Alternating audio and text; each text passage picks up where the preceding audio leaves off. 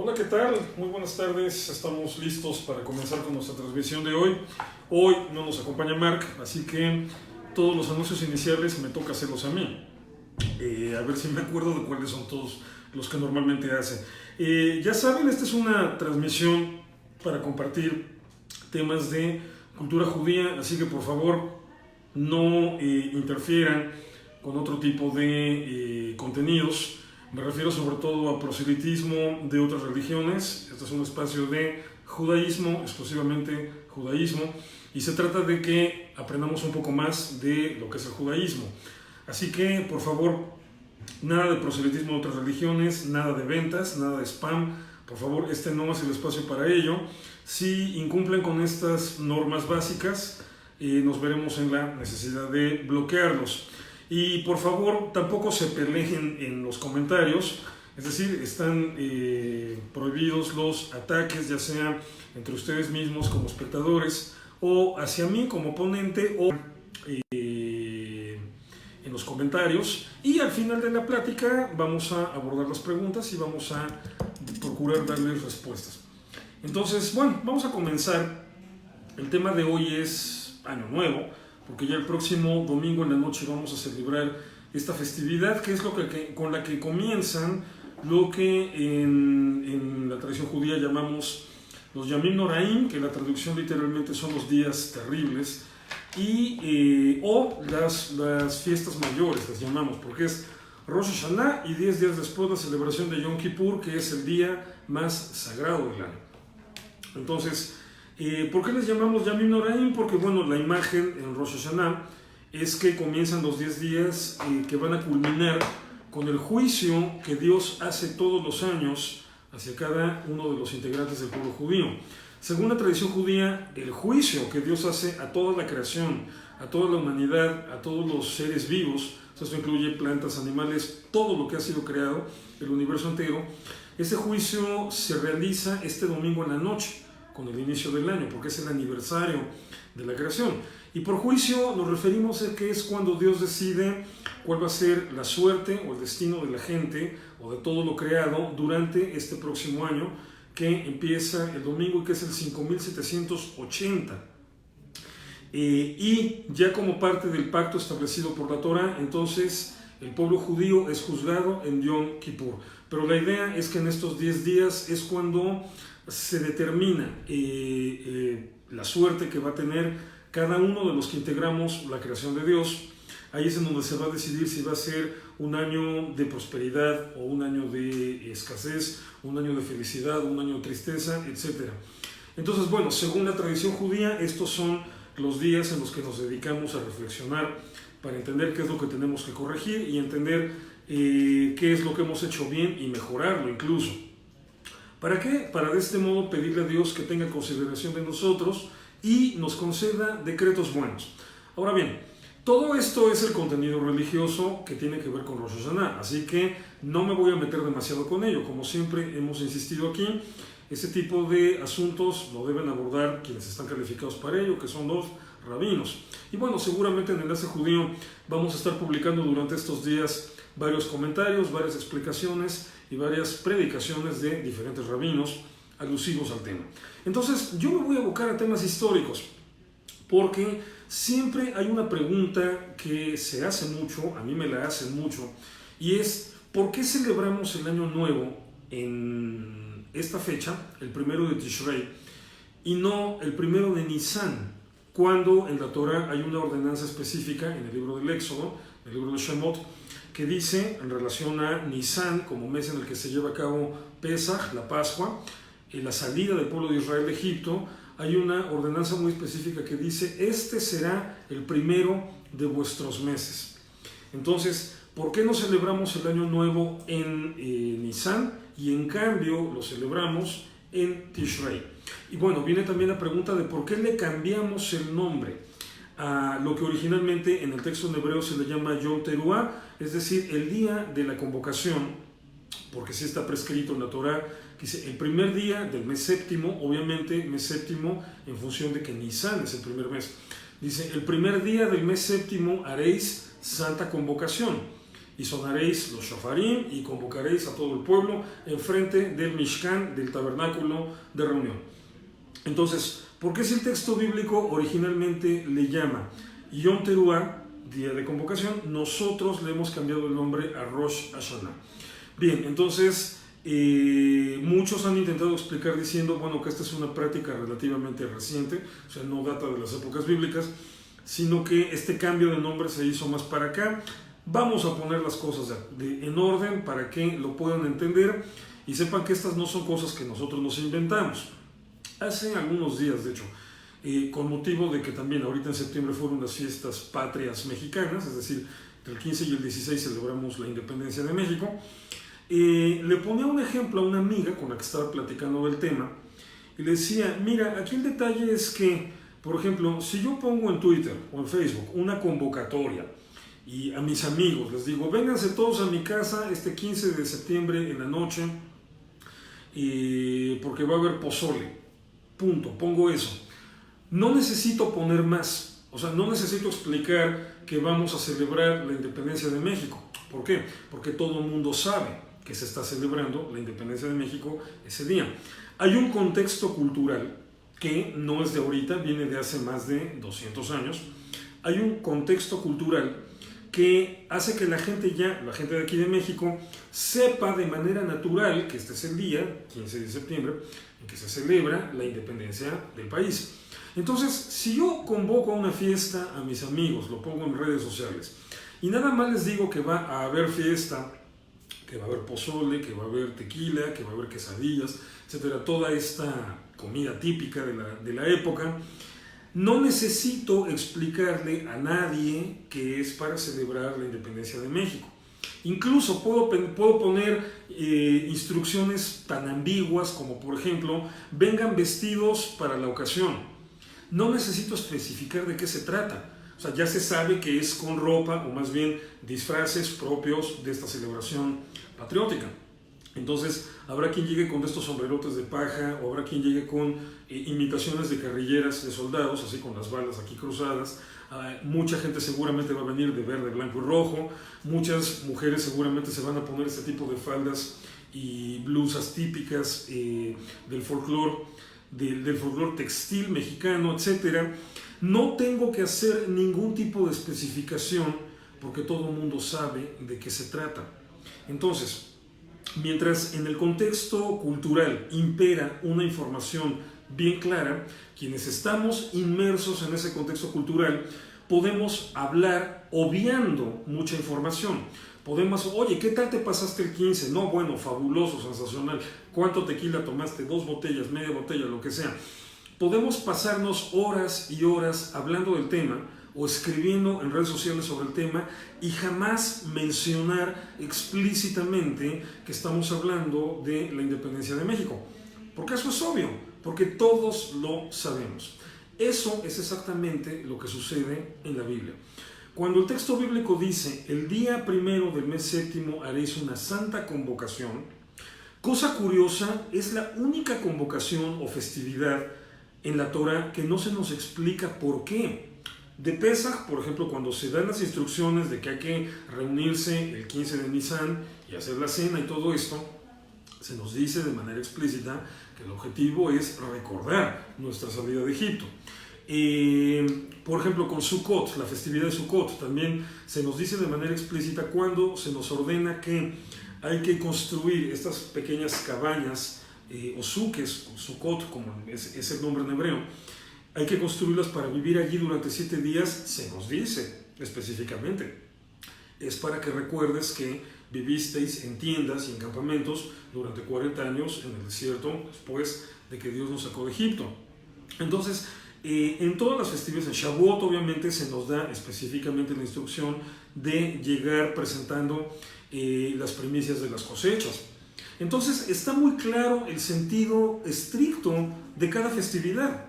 Y en cambio de Yom Teruah, o de esta santa convocación del día primero del mes séptimo, o sea del mes de Tishrei, no se nos da ninguna especificación.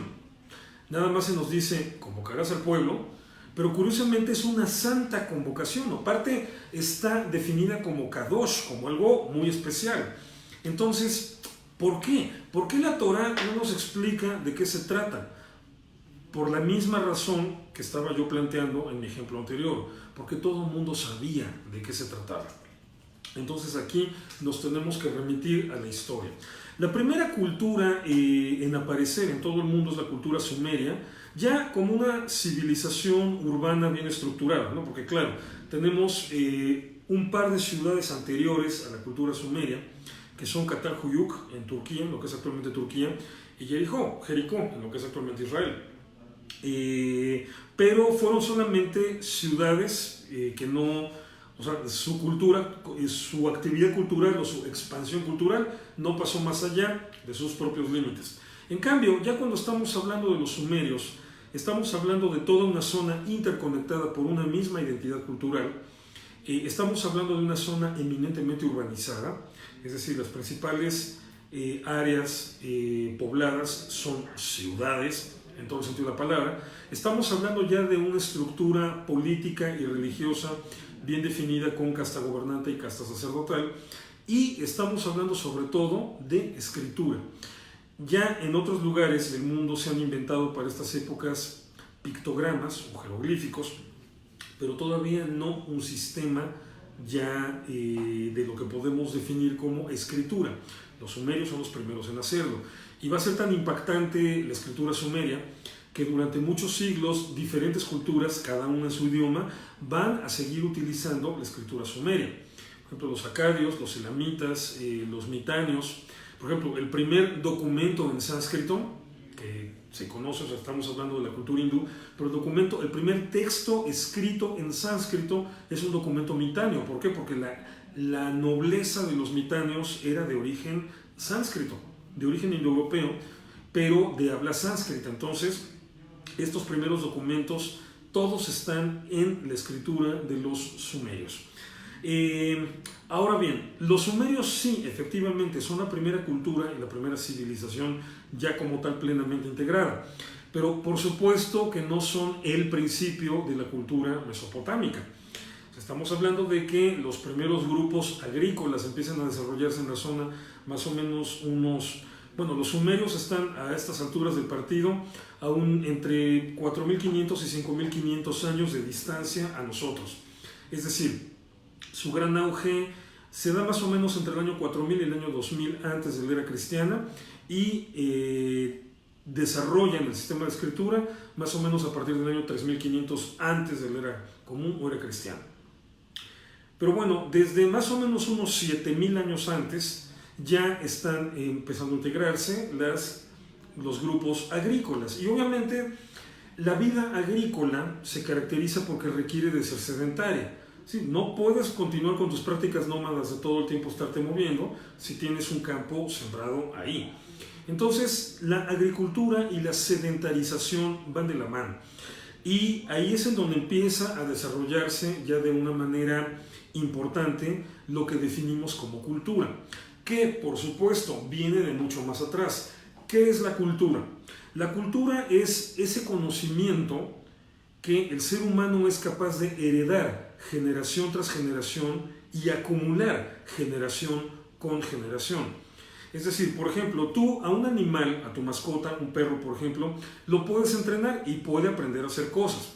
Y de hecho puede aprender a hacer cosas bastante sofisticadas. Por ejemplo, los perros que son entrenados para guiar personas invidentes son perros que saben distinguir las señales en la calle para saber, por ejemplo, en un cruce, cuándo cruzar y cuándo no cruzar. Es decir, le puedes inculcar mucha información compleja a un perro, pero este perro no se la va a enseñar a sus crías. Los hijos o hijas de este perro no van a aprender toda esta información solamente por ser hijos de ese perro, y menos aún van a poder incrementar sus conocimientos en función de lo que aprendieron de la generación anterior. Eso es la cultura y es una capacidad exclusiva de los homínidos. Ahora tengo que decirlo así porque ya está demostrado por la arqueología que no solamente los seres humanos acumulamos conocimiento. Los chimpancés, los orangutanes y los gorilas, que son parte del bloque de homínidos, técnicamente hablando, ya lo están haciendo también. Ya está comprobado que desde hace 4.300 años, fíjense, desde las épocas sumerias y egipcias, Los chimpancés, los orangutanes y los gorilas ya viven en la edad de piedra, es decir, ellos fabrican herramientas de piedra para ayudarse sobre todo para abrir cosas que se van a comer, eso es básicamente lo que más les interesa. Pero bueno, entonces ya no somos los seres humanos la única especie animal, vamos a decirlo así técnicamente, ya no somos la única especie animal que está fabricando herramientas. Entonces, pues parece que los otros homínidos, estos changos en este caso, están también empezando a hacer lo suyo. Bueno, eso no nos interesa ahorita. El caso es que la cultura sumeria, cuando hablamos de que es la primera civilización de la humanidad, nos referimos a que es la primera cultura que logra una alta sofisticación en su estructura. Pero obviamente cultura ya hay desde mucho antes. Y bueno, todo esto que es la cultura mesopotámica, desde mucho antes, factiblemente desde el inicio de los grupos agrícolas, empezaron a desarrollar esta noción, o si lo quieren decir así, preservaron esta memoria de que la creación, ya estamos aquí hablando de una construcción teológica, estamos hablando de una intervención divina en un universo, más bien en un vacío, en donde nada más, bueno, más bien ni siquiera es vacío, una condición en la que nada más existe Dios mismo. La creación se hace en lo que corresponde al mes de Tishrei. Y sabemos que el judaísmo entiende perfectamente esta información ancestral, o sea, que no es un invento del judaísmo, sino que es un conocimiento heredado de generaciones muy anteriores, porque justamente el nombre Tishrei de este mes, su etimología significa principio. Por eso tiene las mismas letras, en este caso el orden es la T, la Shin y la Resh, y de ahí se llama Tishrei, o sea, T-H-R es la raíz. Pero, por ejemplo, en el texto bíblico, cuando se nos habla de la creación, dice, la primera palabra de Génesis dice Bereshit. B es la preposición que dice en el principio, Reshit, principio. R, S y T son las mismas letras, nada más en un orden diferente, pero es porque tienen el mismo origen etimológico que es compartido por todas las culturas mesopotámicas. Entonces, todas las culturas mesopotámicas entendían o recordaban o sabían que la creación había sido hecha en el mes de Tishrei, o en este mes que empieza básicamente con el otoño. O sea, acabamos de tener el equinoccio de otoño y acaba de empezar este mes. Y en la construcción zodiacal, ahorita voy a hablar un poquito también de eso, acaba de empezar el mes de Libra. Pero entonces estamos hablando de que este es un bagaje, es parte del acervo cultural de todas las culturas mesopotámicas. No es una idea exclusivamente judía o israelita o hebrea, porque todas las culturas de esta zona lo sabían así, lo entendían así. Ahora, estamos hablando de una zona pequeñísima, o sea, es un territorio tan pequeño, de repente a veces cuando hablamos del Éxodo, digo, obviamente están ahí los 40 años que se tardó el pueblo de Israel en llegar de Egipto a Canaán, pero bueno, esos son por peripecias que no tienen nada que ver con la distancia. En realidad, si tú agarras un coche y sales del Cairo y te vas manejando a Jerusalén, fíjate, la capital de Egipto, la capital de Israel, haces ¿qué? 9, 10 horas. Y eso porque es territorio complicado y no puedes ir particularmente rápido. Entonces tienes que irte con relativa calma, más o menos una velocidad promedio de 60 kilómetros por hora. Es más o menos lo mismo que haces también en coche si te vas de Jerusalén a Bagdad, la capital de Irak. Más o menos 10 horas, 9 horas, 10 horas, 11 horas, dependiendo qué tan fácil te toque el trayecto. Pero estamos hablando de distancias muy pequeñas, o sea, atravesar mi país, México, en coche, de punta a punta, o sea, desde Tijuana hasta Playa del Carmen o Cancún, te lleva mucho más de un día. Es decir, y eso, aquí sí hay carreteras, que amplios tramos de las carreteras son ya rectos, bien construidos y puedes irte a 120, 140, 160 por hora. O sea, si lo hicieras a 60 kilómetros por hora, o sea, te tardarías probablemente 3 días en coche. Entonces, estamos hablando de que Mesopotamia en realidad es un territorio sumamente pequeño y por eso todo este bagaje cultural estuvo amplia y completamente difundido en todas las culturas de allí. Y por eso vienen todos estos descubrimientos arqueológicos que desde mediados del siglo XIX nos han puesto en contacto con que muchas culturas, algunas de ellas anteriores a los antiguos israelitas, como los sumerios, como los acadios, por ejemplo, manejan narrativas legendarias similares, muy parecidas. Por ejemplo, el diluvio. Se sabe que es un relato originalmente sumerio. Bueno, esto de originalmente es un decir. Los documentos, los textos escritos originales son sumerios, que no hay textos escritos anteriores. Pero bueno, es obvio que los sumerios no se lo inventaron de la nada, sino que hay un antecedente que no sabemos hasta qué punto se remonte. Pero bueno, entonces viene toda esta acusación muy mal fundamentada de que, entonces todo lo que dice la Biblia es un plagio. No, no es un plagio por una razón muy simple. El concepto de plagio lo acabamos de inventar hace más o menos 2 siglos. O sea, a partir del siglo XIX es cuando realmente empieza a ponerse atención a esta cuestión, digamos, de la propiedad intelectual. Hasta antes, toda la literatura, y sobre todo la literatura antigua, se basa en moldes y en, digamos, paradigmas narrativos, Mesopotamia, o independientemente de en qué época, cada cultura contó las cosas a su manera. Y bueno, según la tradición bíblica, bueno, aquí estaría, obviamente en la Biblia estaría la preservación de cómo se dieron los acontecimientos desde la creación del ser humano hasta que se ponen por escrito, según la tradición judía, en tiempos de Moshe, en tiempos de Moisés. Pero entonces, no estamos hablando de un plagio, simplemente estamos hablando de un acervo cultural en común a toda la zona y según el cual la creación fue hecha en este mes, en lo que viene siendo el 7º mes del calendario hebreo. El calendario hebreo originalmente no tiene nombres, nada más el mes de Nisan tiene el nombre específico, pero los demás meses son primero el mes de Nisan, segundo, tercero, cuarto, quinto, sexto, séptimo el mes de Tishrei. Y luego, después del exilio en Babilonia, se crea la costumbre de utilizar los nombres babilónicos, así como es un fenómeno cultural también muy normal, así como nosotros seguimos utilizando los nombres romanos, enero, febrero, marzo, abril, etcétera, son nombres originalmente latinos, romanos, ni siquiera son cristianos, son previos a la era cristiana.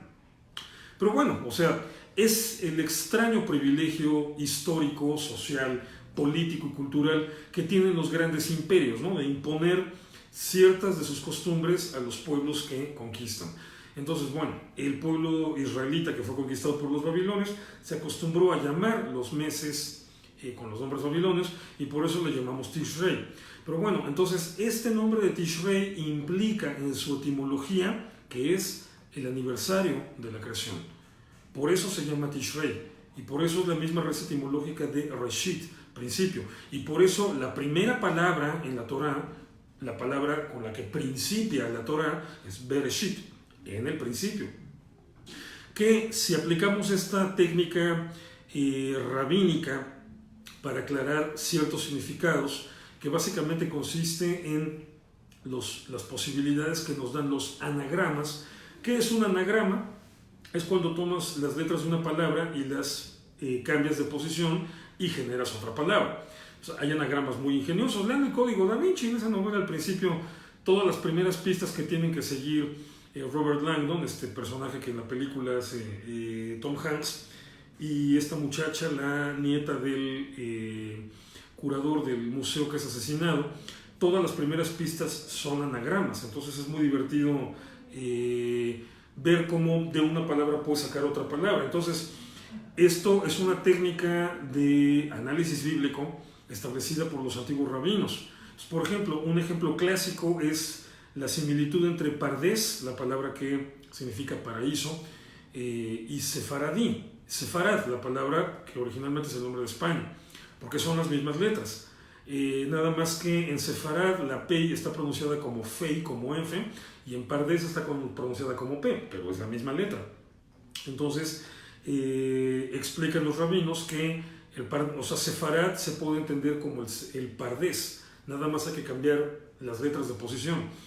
Y esto implica que hay un nivel en las explicaciones místicas, un significado espiritual de lo que es Sefarad, que tiene que ver con el Olam Abba, con el Gan Eden, etcétera, con todo lo que se puede ir incluyendo dentro del concepto de paraíso, etcétera. Bien, de la misma manera, Bereshit, en el principio, creó Dios los cielos y la tierra. También lo podríamos leer Betishrei. En Tishrei creó Dios los cielos y la tierra. Por eso celebramos la festividad en este día, en esta ocasión. Porque el pueblo judío, que a final de cuentas es heredero de toda esta tradición preisraelita que empieza a cohesionarse con los antiguos clanes hebreos, el pueblo judío es el heredero de esos acervos culturales originarios de la antigua Mesopotamia.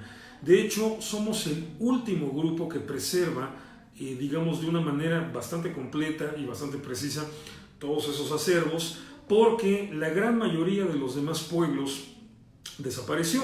Fueron evolucionando, fueron transformándose, fueron desapareciendo unas identidades para que surgieran otras, sobre todo con toda esta mezcla de invasiones imperiales que hubo desde primero los acadios, luego los primeros babilonios, que en realidad eran amorreos, luego los egipcios, y así toda la sucesión por la que han desfilado persas, babilonios, asirios, mitáneos, turcos, los originales, los hititas primero, luego otomanos en la era moderna, pero entonces también ingleses, franceses, romanos, bizantinos, árabes, etc.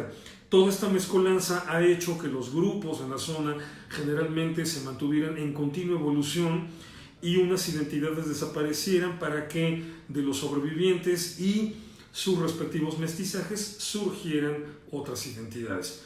Bien, el pueblo judío, continuidad del pueblo israelita, continuidad de los antiguos hebreos, es el único que sobrevivió de una manera lineal, pese a todos los inconvenientes que tuvimos en la historia. Sobrevivimos y preservamos este bagaje cultural que tiene la friolera de unos 4.000, 5.000 años sin problemas. Entonces, por eso celebramos Rosh Hashanah, la cabeza del año, en este mes.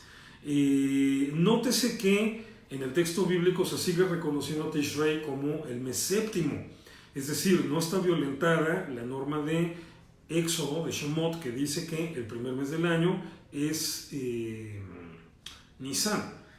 Pero entonces, ¿cómo compaginamos esto? Sencillo. Rosh Hashanah, el año nuevo, el aniversario de la creación, no es una festividad que nada más incumba a judíos. Claro, somos los únicos que la siguen celebrando, pero dentro de la religión judía se entiende que esta es una festividad que en realidad involucra a toda la creación, porque la creación fue hecha en el mes de Tishrei. El domingo en la noche estaremos diciendo que un día como hoy fue creado el universo. Entonces involucra a toda la creación, no nada más al pueblo de Israel. Esto es algo que tiene una implicación universal, no nada más para el judío ni para la religión judía. En cambio, Pesaj, la celebración de la Pascua, la conmemoración de la salida del pueblo de Egipto, es una festividad que solamente le atañe al pueblo judío. Es una festividad específicamente judía y para judíos. Entonces, aquí el detalle es que la Torá dice que Nisan va a ser el primero de nuestros meses, pero nunca dice que Nisan sea el aniversario de la creación. La motivación para hacer una fiesta en Nisan es muy clara: el aniversario de nuestra salida de Egipto. Y de eso piden que Nisan sea el mes más importante para nosotros, porque es la celebración de nuestra libertad. O sea, si podemos celebrar todo lo demás, incluyendo Rosh Hashanah, es porque somos libres. Pero repito, nunca dice que el mes de Nisan sea el aniversario de la creación. Entonces, la creación se sigue celebrando en el mes de Tishrei, en el mes séptimo, en el mes que corresponde. Pero entonces, esa es también la lógica por la que el texto de la Torá nos dice: haréis santa convocación el día primero del mes séptimo.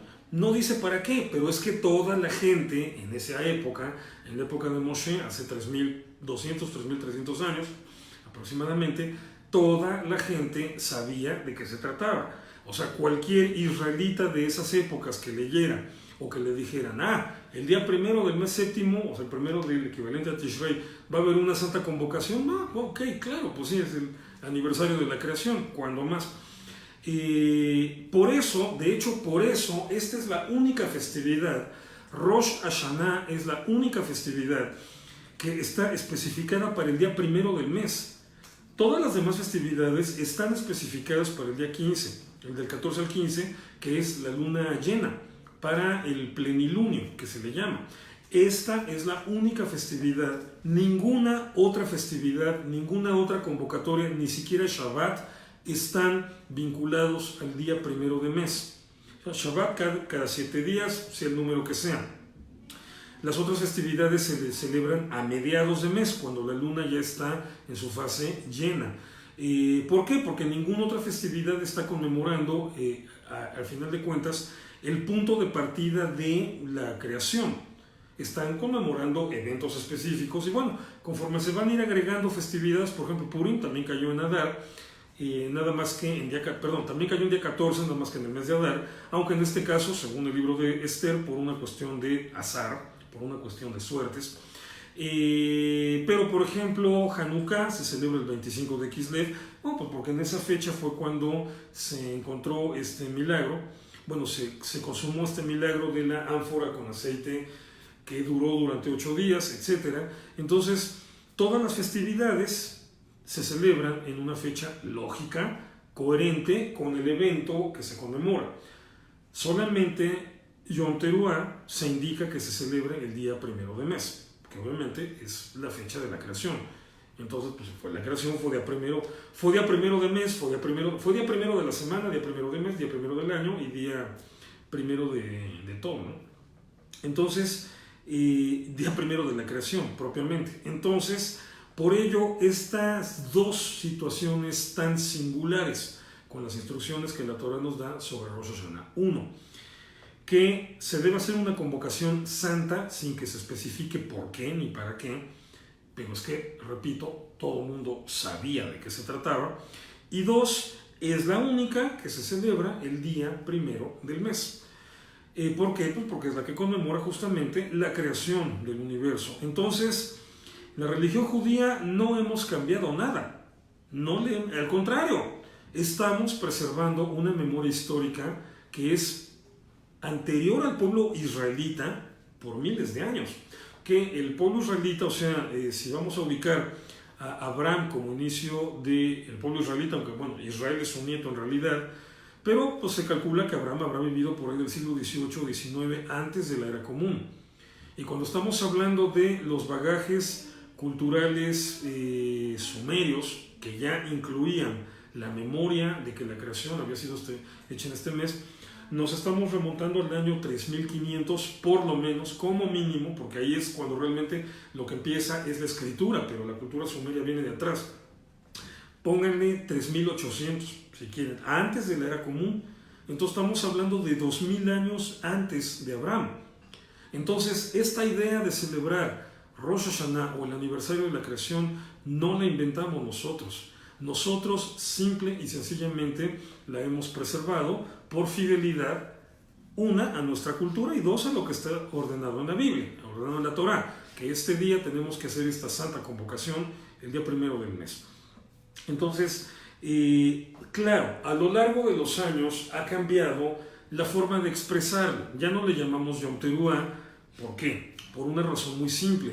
Porque aunque sí tocamos los shofarim, de hecho los empezamos a tocar desde el mes de Elul, para ir, toda la imagen mística del shofar es esta cuestión de que es como una especie de despertador, es para despertar el alma, para despertar el espíritu del ser humano, para que se empiece a poner en paz y en orden y en comunión con Dios, para enfrentarse a los días de juicio. Pero ya no los tocamos en el sentido de una convocación o de una convocatoria. ¿Por qué? Porque no estamos viviendo alrededor del tabernáculo. Claro, cuando éramos nómadas, seminómadas en el periodo del Éxodo y estábamos alrededor del Mishkan, del tabernáculo de reunión, cada tribu en su lugar, obviamente si se escuchaba que se estaban tocando los shofarim desde el tabernáculo, todo el mundo entendía, nos están llamando, algo nos van a decir, algo nos van a contar o algo vamos a celebrar, pero entonces tenemos que ir. Y pues esto obviamente desde que el judaísmo se convirtió en un fenómeno internacional ya no funciona así. Es decir, aquí en la sinagoga podemos tocar el shofar y bueno, vendrán los que vienen a esta sinagoga, pero no todo el pueblo de Israel. Entonces, en términos prácticos, ya no se cumple esta función de una santa convocatoria delante del Mishkan, delante del tabernáculo de reunión y anunciada con los shofarim. Entonces, en términos estrictos, por eso ya no se le puede llamar Yom Teruah, porque ya evolucionó la sociedad israelita y judía de tal manera que este protocolo original especificado por la Torá ya no es posible realizarlo. Luego entonces le llamamos a la festividad de la convocatoria pues con el nombre más lógico que se le puede dar. Si es el aniversario de la creación del mundo, es la cabeza del año, Rosh Hashanah. O sea, aquí es el momento en que empieza el año para todo el mundo. Para nosotros como israelitas empieza en Nisan, pero ahorita estamos hablando de todo el mundo. Bien, y con eso también obviamente se complementa esta imagen del pueblo israelita como un pueblo separado, un pueblo aparte. La antigua interpretación que se le daba a la palabra hebreo, que los sabios judíos, bueno, en las épocas en las que no teníamos conocimiento, gracias a la arqueología, todavía ni siquiera se inventaba la arqueología, no teníamos todavía conocimiento de lo que habían sido antiguos clanes hebreos. Los sabios judíos explican por qué se le llama a Abraham el hebreo, y explican que Ivrim o Ivrim significa el que está del otro lado, y entonces es la manera en la que se marca que la naturaleza espiritual del judío es, digamos, va en sentido contrario a la naturaleza de las demás naciones. O sea, es una construcción teológica que tienen todos los pueblos, pero entonces en esta lógica es que el año de toda la humanidad empieza en el mes séptimo y el año de los israelitas empieza 6 meses antes o 6 meses después, en Nisan. Entonces, esta lógica de que Nisan será llamado el primero de los meses se basa en esta cuestión de que uno es la celebración de la salida de Egipto, por lo tanto es una celebración únicamente nuestra, judía, punto. Pero dos, en la noción de que el pueblo de Israel está del otro lado, literalmente el primero de Nisan está del otro lado del año que el primero de Tishrei. Entonces, esta festividad, la de Nisan, es para judíos, esta festividad, la de Tishrei, aunque nada más la celebramos judíos, en realidad pueden abrazar al planeta Tierra. Ahorita que se le está poniendo mucho énfasis a esta cuestión de la ecología, por favor, abracen al planeta Tierra el domingo cuando se ponga el sol y ya se pueden ver 3 estrellas y le dan un beso, aunque se ensucien la boca un poco, luego se la lavan, le dan un beso y le dicen feliz cumpleaños, Dios te bendiga, lo mejor para ti este año. Entonces, esta es la razón histórica por la que la celebración de Rosh Hashanah se hace en este momento. Entonces, recalco, no cambiamos nada, al contrario, esto se hace así porque hemos preservado una memoria histórica que nadie más preservó. Memoria histórica que no la inventamos nosotros, viene desde mínimo 2000 años antes que Abraham. Entonces, no es cualquier cosa, o sea, sí me gusta presumir que nos encanta recordarlo todo, que tenemos memoria de elefante y por eso preservamos este tipo de memorias históricas. Pero bueno, el próximo domingo en la noche lo estaremos celebrando con un rezo especial y luego con una cena. Digo, porque ya saben que a los judíos nos encanta meter comida siempre que hay fiestas. Obviamente en Yom Kippur no, por ser de ayuno, pero esta es la única cena festiva judía que no aplica la famosa frase popularizada por el comediante judío Billy Crystal, cuando decía que las fiestas judías se resumen en 3 frases, ¿no? Querían matarnos, no pudieron, a comer. Bien, esta es la única festividad en la que no hay nada por el estilo, entonces vamos a comer simplemente para celebrar la renovación de un año más, el aniversario de la creación. De ahí vienen todas estas costumbres, o sea, para que sea un año dulce, esta costumbre de comer manzanas con miel. pero también como es la cabeza del año y para pedirle a Dios que seamos cabeza y no cola, es decir, que tengamos nuestro destino en nuestras manos, también se acostumbra poner ahí simbólicamente la cabeza de pescado y por supuesto los platillos a base de pescado son tradicionales en esta época, el gefilte fish, lástima que no esté Marco hoy con nosotros, lo estaría molestando otra vez con el tema del gefilte fish porque tiene una crisis ahí Mark con el sabor del gefilte fish y aparte con una canción en Yiddish dedicada al gefilte fish. Pero bueno, una receta típicamente tradicional judía que obviamente se va adaptando con las épocas. Estamos hablando de una receta que originalmente es paupérrima, es decir, es de gente muy pobre, gente que de plano no tenía cómo comprar comida. Entonces, bueno, ibas al río a pescar el tipo de pez que fuera, generalmente eran arenques, el tipo de pez más común en la zona de Europa del Norte, o en la zona del mar Báltico también se iban a pescar, y bueno, luego había que aprovechar cada parte del pez, entonces todo, nada más lo desescamabas, pero todo el pez lo estabas machacando, generalmente son 2 días para machacarlo bien completo, todo, huesos, espinas, piel, vísceras, carne, todo, había que aprovecharlo todo, y ya machacado pues haces una masa, y ya con una masa pues haces un tamalito, ¿no? Que es, los latinos entendemos perfectamente bien lo que son los tamales, sobre todo aquí en México, eso es el gefilte fish, un tamal de pescado. Bueno, entonces eran como que pues un recurso muy fácil, muy barato, muy práctico de hacer en estas comunidades ashkenazim pobres, pero bueno, ya que el judaísmo se mueve a América y en América las comunidades ashkenazíes conocen un nivel de prosperidad que en Europa nunca habían logrado, el gefilte fish empieza a fusionarse y por ejemplo ahorita en muchas mesas judías mexicanas se va a cenar seguramente gefilte fish a la veracruzana. ¿Por qué? Que alguien descubrió que digamos toda esta salsa, todo este guiso preparado para acompañar el pescado a la veracruzana le queda de perlas al gefilte fish, le da sabor, o sea, complementa muy bien su sabor y entonces toda la cena ya se dio este mestizaje cultural, en este caso local de la comunidad judía que radica aquí en México, es algo que se da en todos los lugares del mundo, y entonces todo este tipo de prácticas pueden cambiar, pueden adaptarse, pueden ajustarse a las realidades cotidianas que va viviendo cada comunidad y sobre todo en un país que tiene una gastronomía riquísima como México. Digo, bueno, pues es obvio que muchas de las costumbres que hemos desarrollado los judíos aquí en México tengan que ver con los mestizajes culinarios para incorporar la fastuosa gama de sabores que tiene la comida mexicana. Entonces, pero la esencia de lo que celebramos sigue siendo exclusivamente la misma. Y aparte sigue siendo la preservación de esa memoria ancestral, de esa memoria que se remonta a mucho antes de Abraham, nuestro padre, y que preserva prácticas de las antiguas culturas mesopotámicas que las demás culturas, al ir desapareciendo, fueron perdiendo. Entonces, bueno, somos virtualmente ahorita los últimos que conservan toda esta práctica milenaria. Y bueno, por ello nos sentimos no nada más contentos. Aparte está toda esta connotación, sobre todo últimamente que es tan importante insistir en la preservación del planeta. O sea que también este año nos deseamos, siempre la forma de saludarnos es esta cuestión de Shana Tová, o sea que sea un año bueno, Tov en hebreo es bueno, Shana Tová, que sea un año bueno.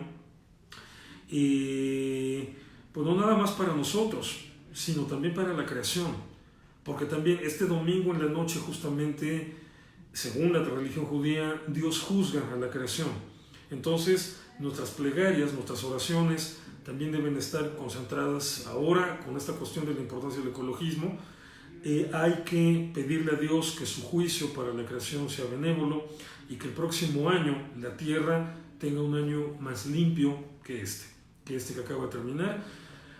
Por decirlo, en los juegos de palabras que nos encantan, que el próximo año sea más limpio que este que termina y más sucio que el siguiente que viene.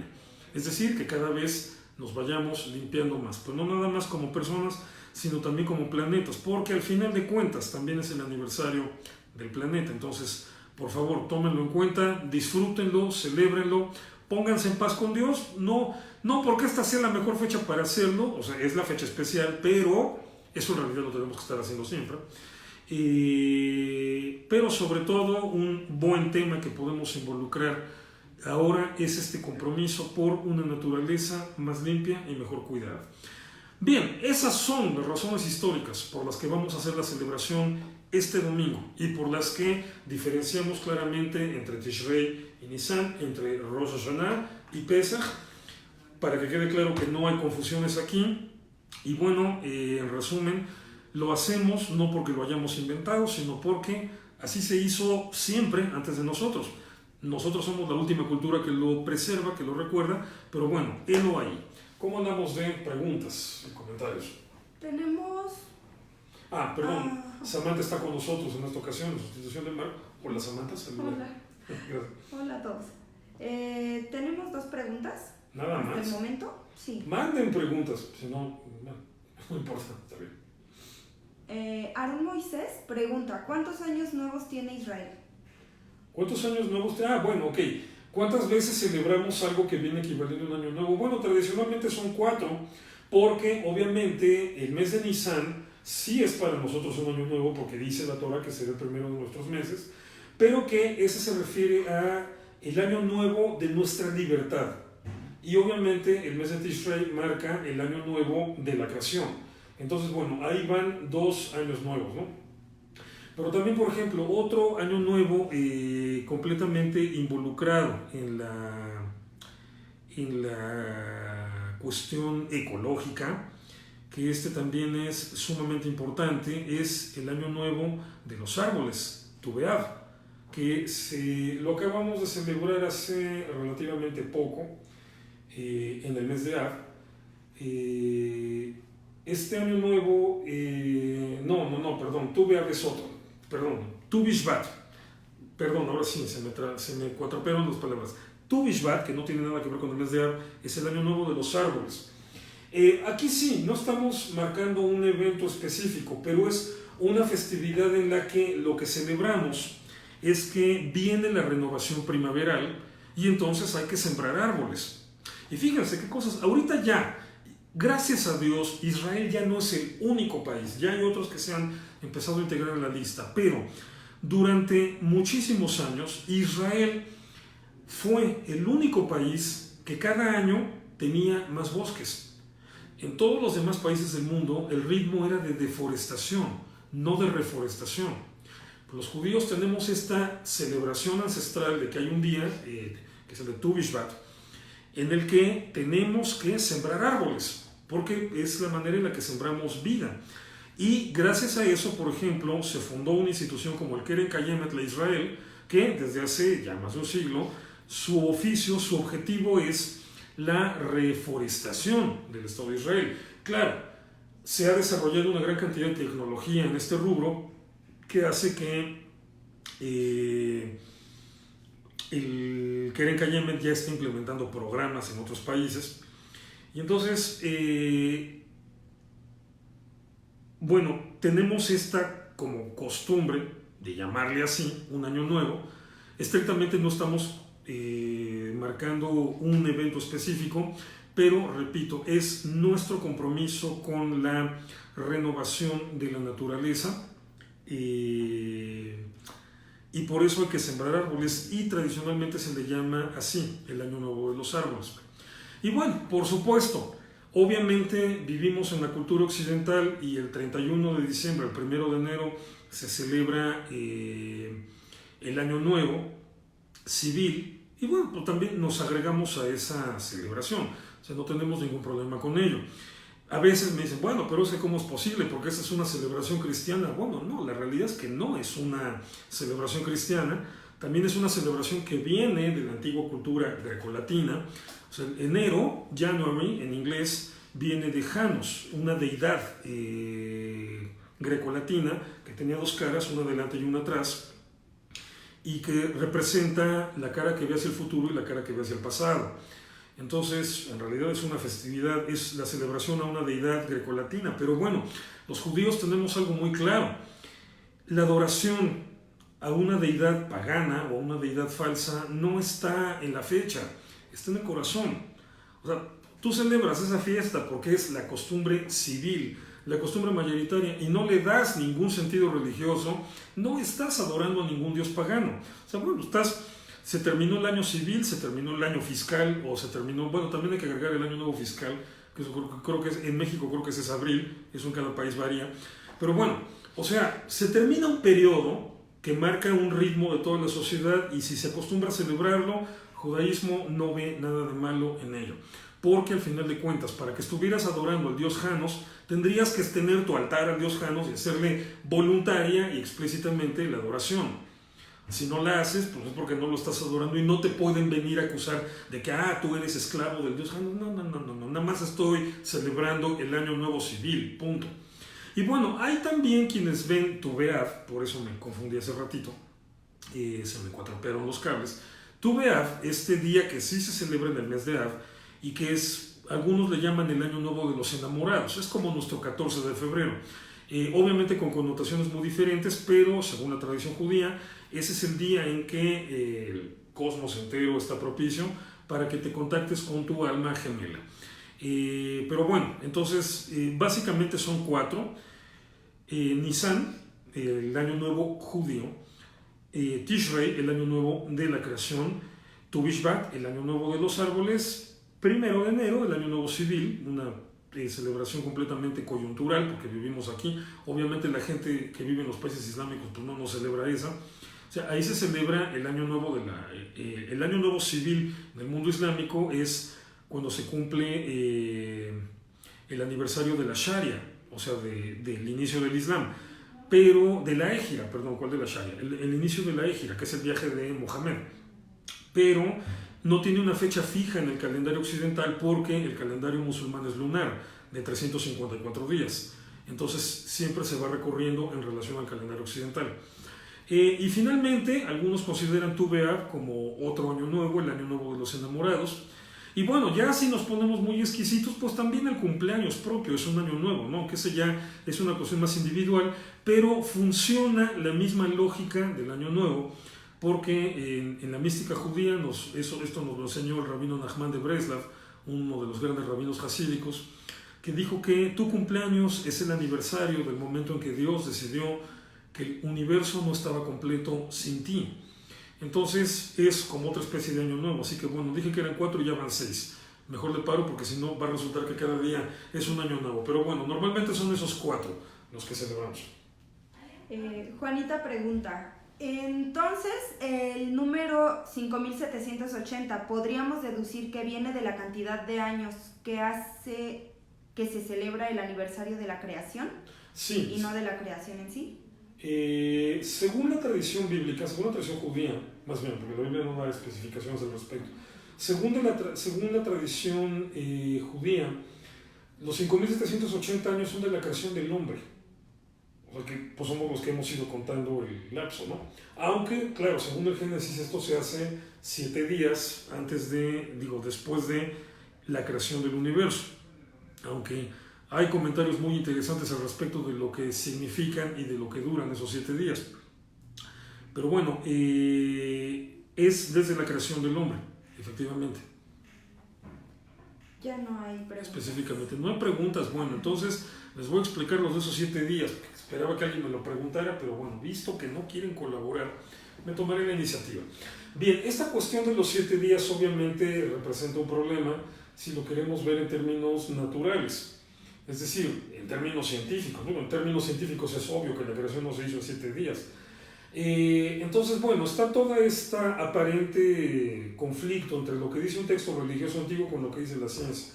Digo, quien entienda la naturaleza de un texto religioso antiguo sabe que no puede estar en conflicto con la ciencia, ni viceversa. Pero bueno, un jajam israelí de apellido Schroeder, judío ortodoxo, plantea una explicación científica muy interesante. Y es que aquí el punto básico es esta cuestión del universo en expansión.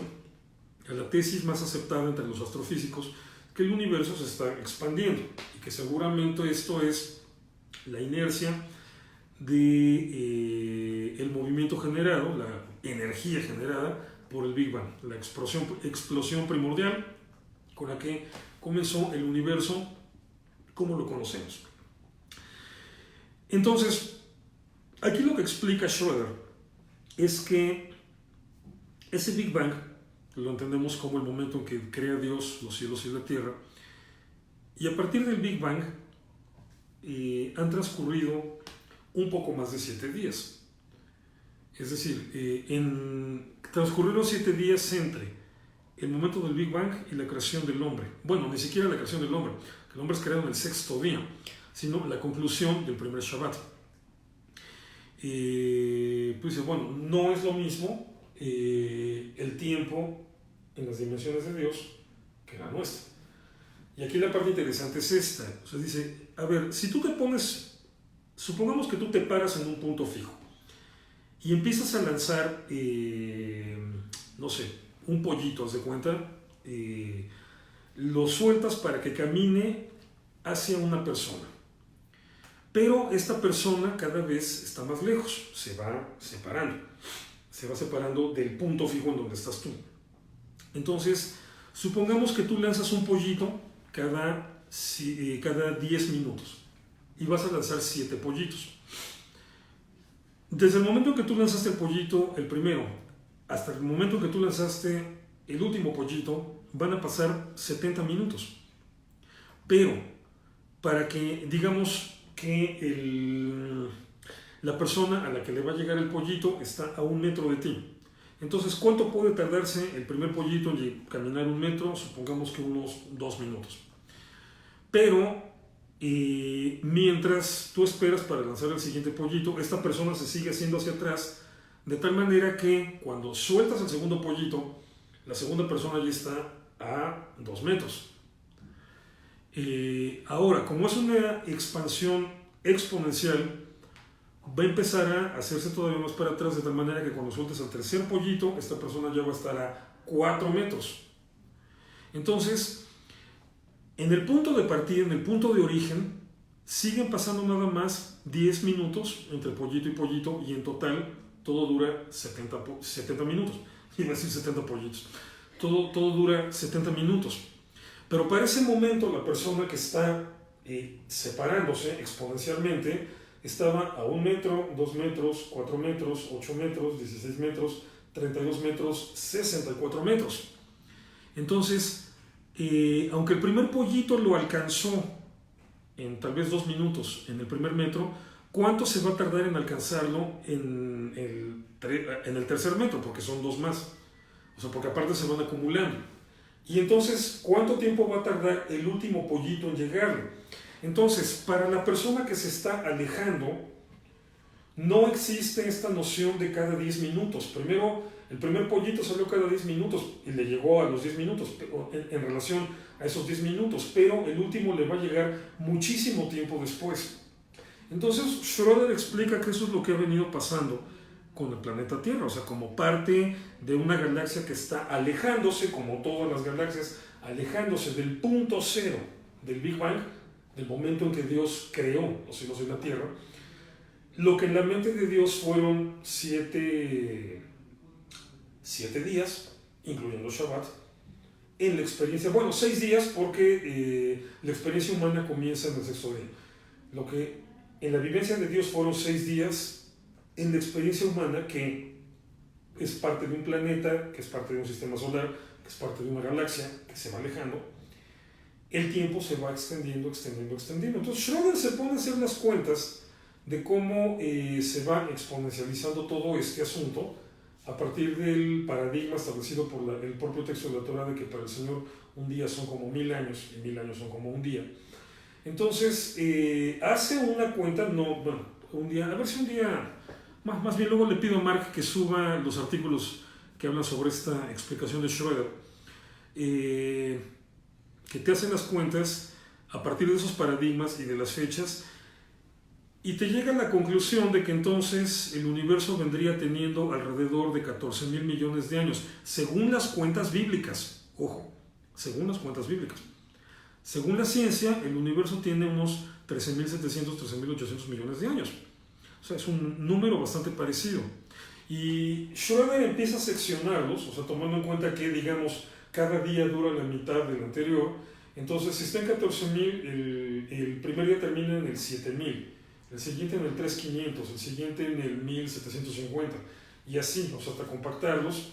Y va viendo lo que el texto de la Torah dice que fue siendo creado en cada día, y va encontrando una relación muy clara, o sea, muy coherente, con lo que la ciencia nos dice que se fue formando en cada etapa de evolución del universo, del sistema solar, de la galaxia, del sistema solar, etc. Entonces, muy interesante la manera en la que Schroeder crea un diálogo artificial, claro, arbitrario, él se lo diseñó, pero está muy bien estructurado, muy bien sustentado, en la que Schroeder crea este diálogo entre el relato bíblico y la ciencia.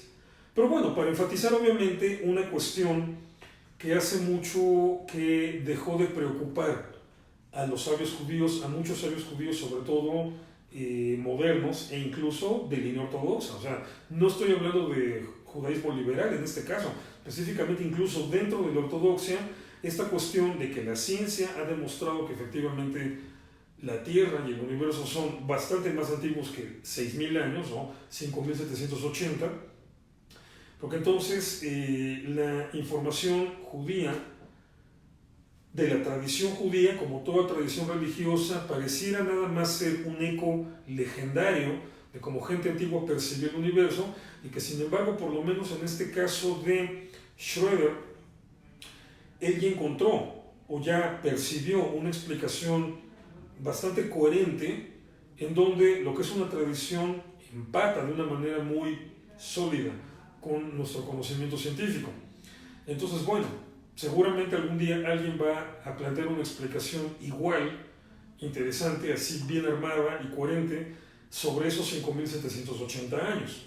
Que bueno, o sea, tenemos evidencia de que las primeras colonias agrícolas son de hace 10.000 años, entonces 5.780 años evidentemente no llegan hasta allá. Pero bueno, seguramente hay una explicación interesante y completa, compleja también, y el día que la tengamos ya la estaremos compartiendo. Bien, ¿no llegó nada más? No. ¿Cómo es posible? Felicitaciones. Shana Tova, Hag Sameach. Saludos y no más. Bueno, obviamente Samantha no va a leer ahorita todos los nombres de todas las personas que mandan saludos, que seguramente son varios. Pero bueno, ya tenemos por supuesto nuestros asistentes cotidianos, los que están aquí cada semana. Espero que estén por acá. Un abrazote a todos ellos. Todos los que nos han visto por primera vez, todos los miércoles tenemos estas transmisiones. Hoy por cuestiones técnicas, problemas con mis horarios, la tuvimos que hacer a la 1, normalmente es a las 12, entre 12 y 12:10. Pero esténse pendientes porque vamos tratando temas así importantes. Seguramente la próxima semana, bueno, no seguramente, más bien la próxima semana hay que hablar de Yom Kippur, que es el siguiente punto importante en nuestro calendario. Y ahí es en donde voy a profundizar en un tema zodiacal interesante que está vinculado históricamente con esto. Es decir, yo no soy un creyente en la astrología. Dicen que los Capricornios no creemos en la astrología. Entonces voy a enfocar este tema de cuestiones zodiacales desde una perspectiva obviamente de análisis de la evolución histórica del pensamiento religioso. Pero bueno, vamos a estar platicando de eso. Aquí los esperamos. Gracias por estar con nosotros, gracias por las preguntas, gracias por las felicitaciones. Les deseamos también que sea un año maravilloso y que verdaderamente Dios nos colme de bendiciones a todos nosotros, judíos y no judíos. Esta celebración nos involucra a todos. Nos colme de bendiciones y sea un año, en la tradición judía decimos, un año de bien, un año de prosperidad, un año de felicidad, un año de parnasá, decimos en hebreo, esto significa sustento, es decir, un año próspero, que seamos cabeza y no cola, que seamos primeros y no últimos, que seamos felices y no tristes. Entonces, les deseamos todo esto a nuestros queridos lectores y auditorio de Enlace Judío. Nos vemos la próxima semana.